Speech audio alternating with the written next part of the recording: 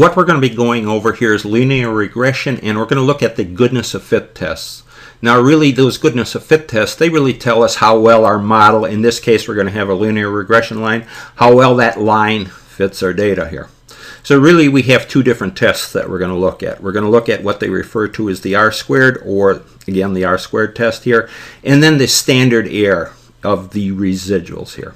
So those are the two tests that we're going to be looking at here. So let's just start with our graph here. We're going to have some data points here that we're going to be laying out on our graph here. And what we're going to do with these data points here is we're going to fit a linear regression line through those data points. A regression line that really represents our data here. So what we have here along our x-axis, that would be our independent variable here. And we'll just refer to it as x here. And then along our y-axis here, this is the dependent variable, and we refer to it as y here. So our dependent variable y here really depends on the value of x that we have here.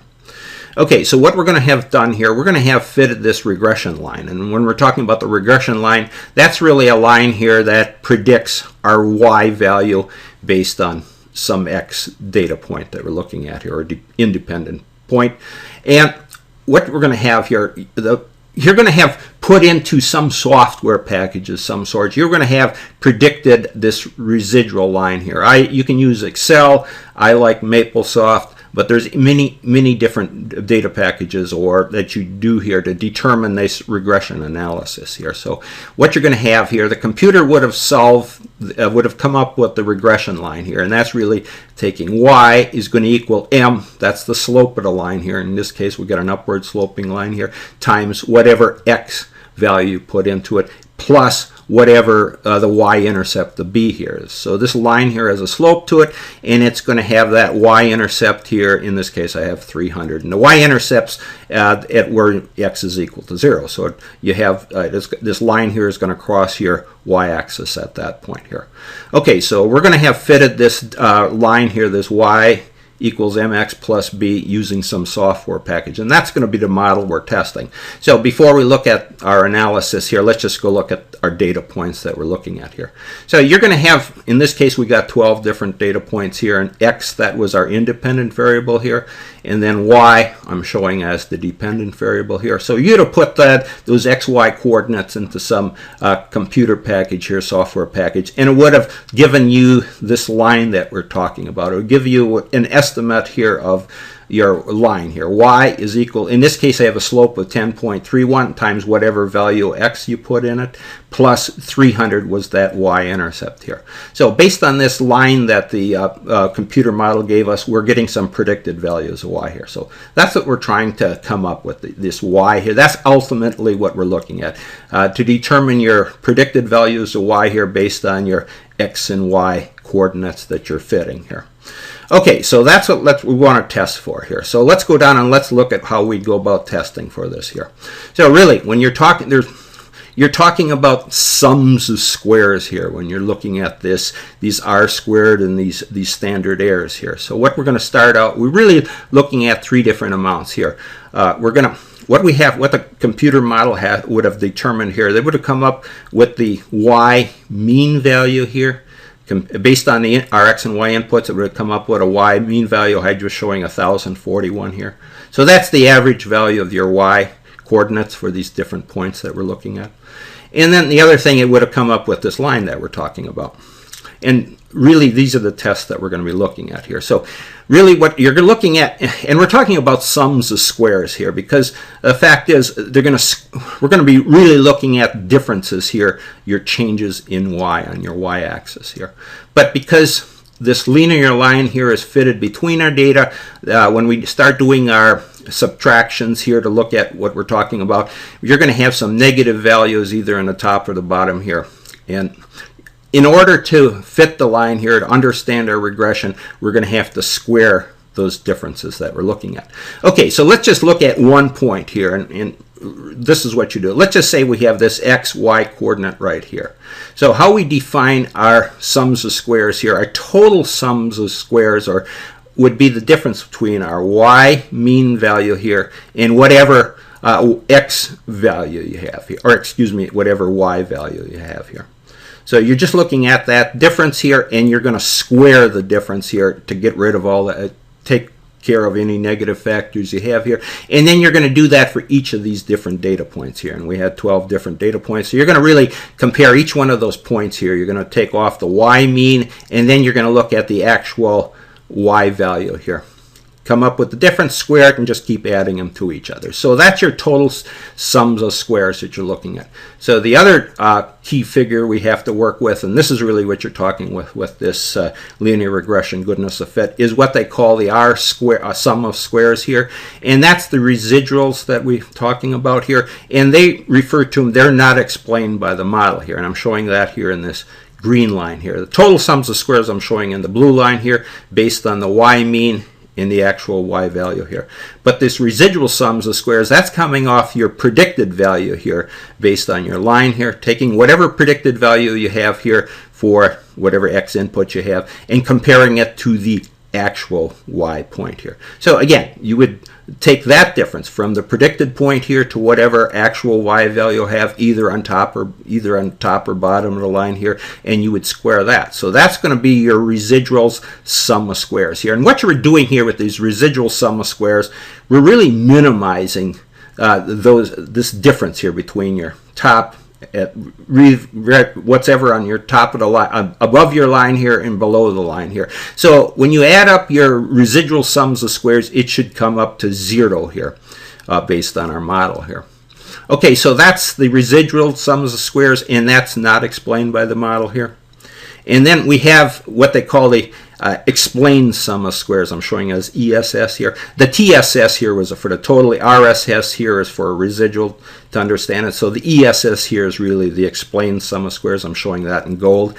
And that's the difference between the Y average value here, or mean value, and the predicted point here in your line for whatever x input you have, you would have that your y value here. So the explained sum of squares, it really doesn't come into play here in our calculations, but just to understand that what you're looking at, the explained sum of squares here plus the residual sum of squares here equals the total sums of squares.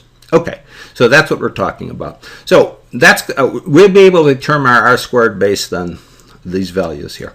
But then the other thing we're going to be looking at is that standard error here. And that's really the difference between our limits here on our data here. How much our data is actually varying here. We're going to be looking at that instead. In this case, we're going to look at really standard deviation. So we're really looking at this error here is the difference between whatever we have above our line here and whatever we have below our line here. And that's our standard error. And it's going to be a plus amount over here, negative amount here, but they should be equal on both sides of our line. Okay, so let's go and let's understand how we're going to determine these goodness of fit tests here. Okay, just so you understand here, when we're talking about the squared error here, I'm showing this TSS here, and that's blue, and that's that blue line here. Really what you're taking is you're summing these from your difference between your actual y here and the mean y. That difference here, you square that amount here, and you're going to sum it from 1 to n, whatever number of data points you have here. So that represents your total sums of squares here. And then for your residual sums of squares, you're going to take your y, your actual y's here, and subtract from it the predicted amount here. And I'm showing that as our line equation here, m times x plus b. So whatever your predicted amount here, that's whatever your model predicts here. You're going to take that and you're going to compare it to the actual y value here. And you do that for each of your points here. Again, you would just sum those differences, the sums of squared differences here from 1 to n again. So that's your RSS here. And then the ESS here, just to understand that, that's where we're looking from comparing the y mean value here versus the predicted y value here on our model. Okay, so again, that predicted, this is our line here, so difference between our y mean here and our predicted line here, that difference squared here, again, just sum it. So really that's what this thing is, these models are doing, and we're trying to minimize this residual sums of squared. Okay, so for our squared test here, really, you look at it in these cases, not to go through it thoroughly here, but the R squared is divided by 1 minus the residual sums of squares divided by the total sums of squares. So the residual sum, this is the logic behind it. These residual sums of squares that we looked up here, this green amount here, those are not explained here. That's what's not explained by the model. And then the total sums of squares, that's our total variation in y that we looked at, just looking at it up here. Okay, so we take that fractional amount here, the residual sums of squares divided by the total sums of squares. So that's the portion of that's not explained by the model. So if you subtract that from the unit of 1 here, you're going to get the amount that's explained by the model, and that's your r squared. So you take 1. In this case, based on the numbers I have, the residual sums of squares added up to 290,824.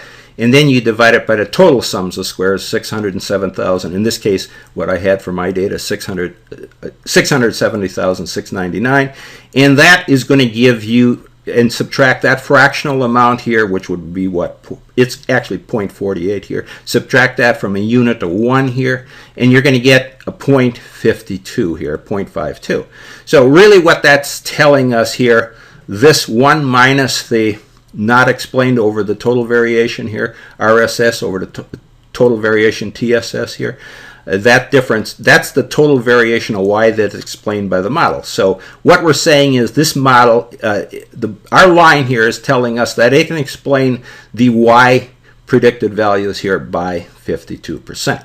So the idea is here, the closer you are to 1 here, you're looking at it, so unit of 1 here, or going from 52 up to 100% here, the better off you are here. So, but remember, 100% would not be good here, because you're certainly not going to be predicting your total amount here based on some sampling data here. You're looking at XY here. But nonetheless, you want to get closer up the scale here. So 52% is probably explains our model kind of moderately, but you want to get up to 65, 70, 80% or something in that range here. So this total variation, again, is just that model here. Is that predicted y equals our slope that the computer would have calculated here, our software, at 10.31 times whatever x value we have here, plus the y-intercept, or the b.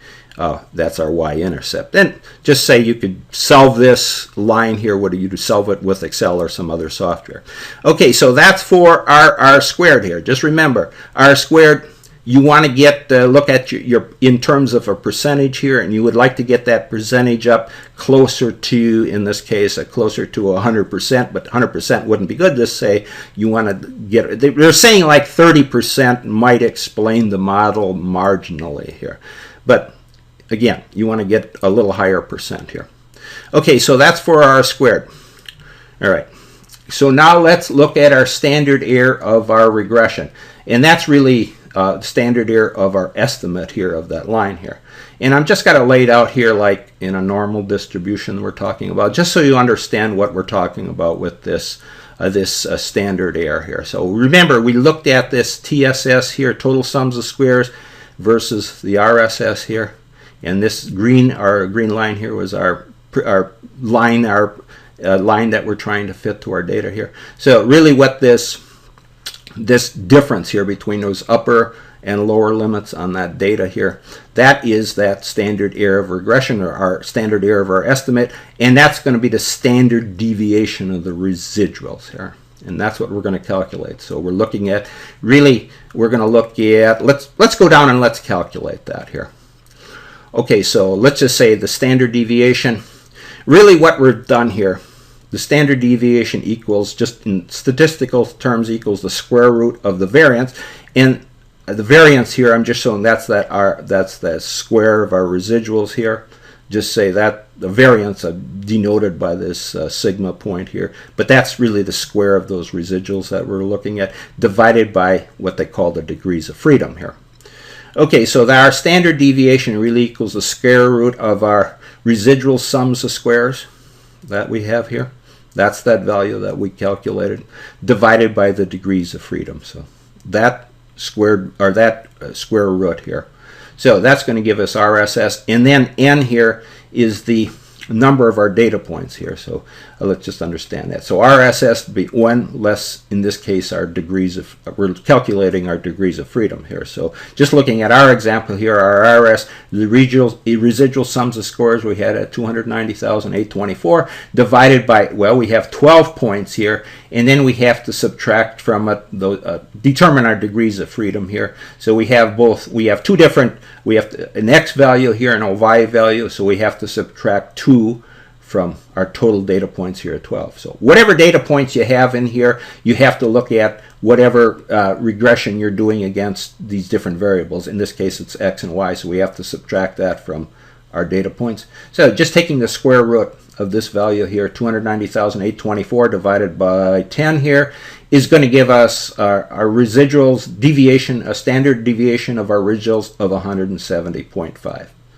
Okay, so what that's really saying, just looking at it in terms of a normal curve here, this Y predicted value here, that's to say that's our mean value here in our distributions. Remember, this Y predicted value is moving. It's moving along that regression line here based on 10.31 here. That's the slope time whatever X input we're looking at, or X value at the time, plus 300. So this normal distribution is really moving along that line here. So we calculated our standard deviations of the residuals here to be 170.5. So really what we're saying is that that's 175. So whatever Y predicted value we have at that point, we would add 170.5 here to it, and then we would be subtracting 170.5 here, one standard deviation on both sides here.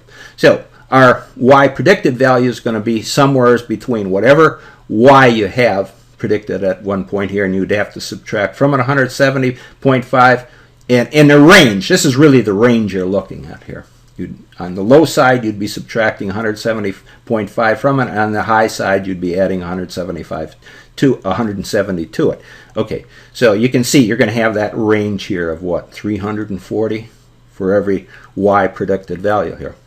Okay, so really that's, when we went back to our graph, that's on our graph here. Those XY coordinates, that's your distance here. Both above and below the line, you're going to have that standard deviation here of the residuals here.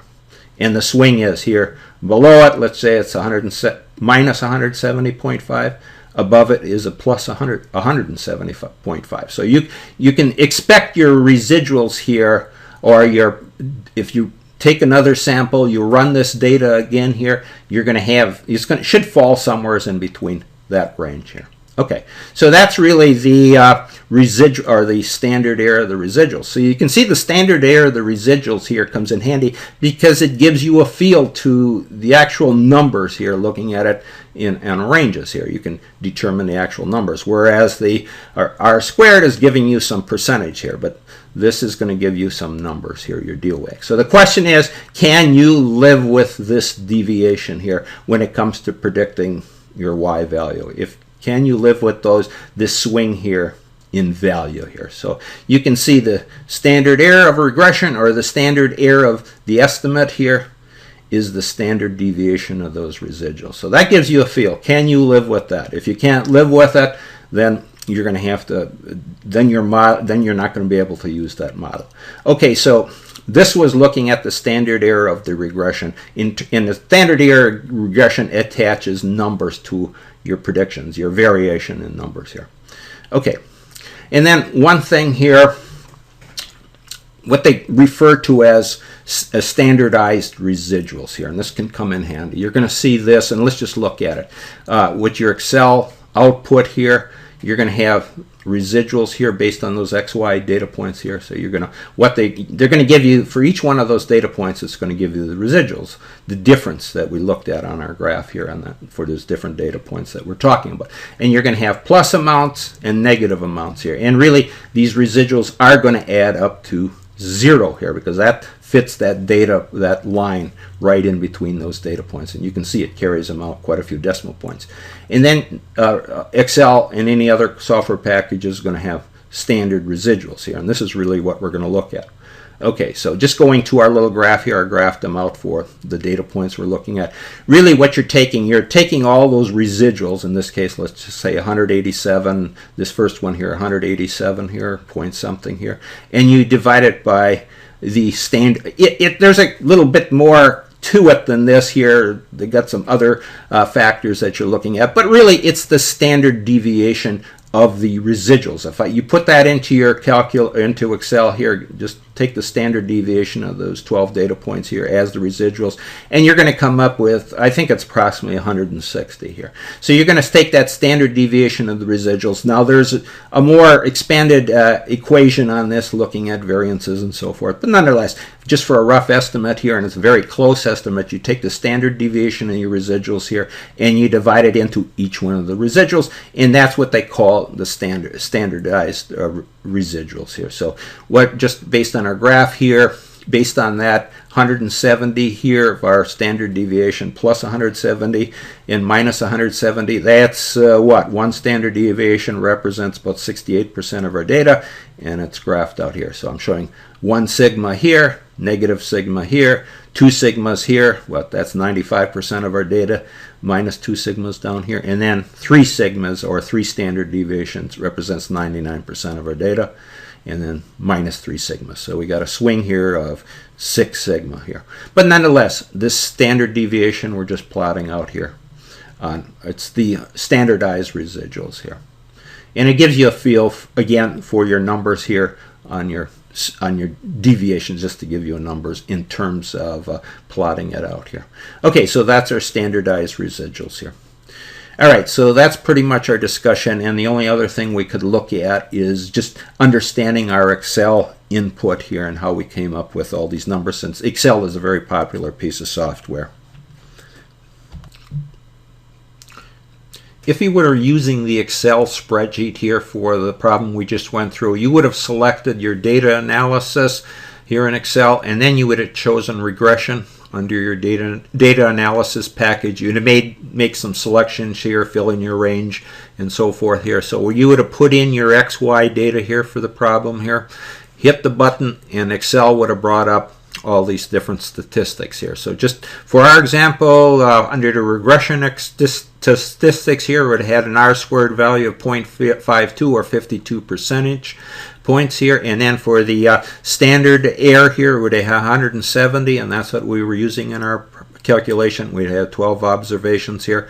And then for those coefficients here, for our line equation, y equals m the slope times x plus the y-intercept b here, it would have come up with your y-intercept you would have had here at 300. It's actually 300.97 here, and for your slope on your x variable here, it would have been 10.31 here that I'm showing. So that's your line equation. You would have got it off your coefficients here, and then you would have your R squared and your standard error shown up here. Okay, and then one other thing here, you would also, if you selected the residual output, it would have gave you your predicted y here. That's what we're trying to get at in this problem here, the predicted y values for each of those observations. And then it would have given you those residuals here for each of the observations. And then you'd have the standard of the residuals. It's simply taking your residual value here and divide it by the standard deviation of those residuals. So in this case here, our first number, you had 187 here on our residuals, and I think our standard deviation is about 160 for a residual. So you divide the residual value 187 by the standard deviation of 160, and that's going to give you your standard residual here of 1.15 something. So it goes through, and your standard residuals is done for each one of those observations or XY values that we're looking at. Okay, so that's the summary here, just using the Excel spreadsheet.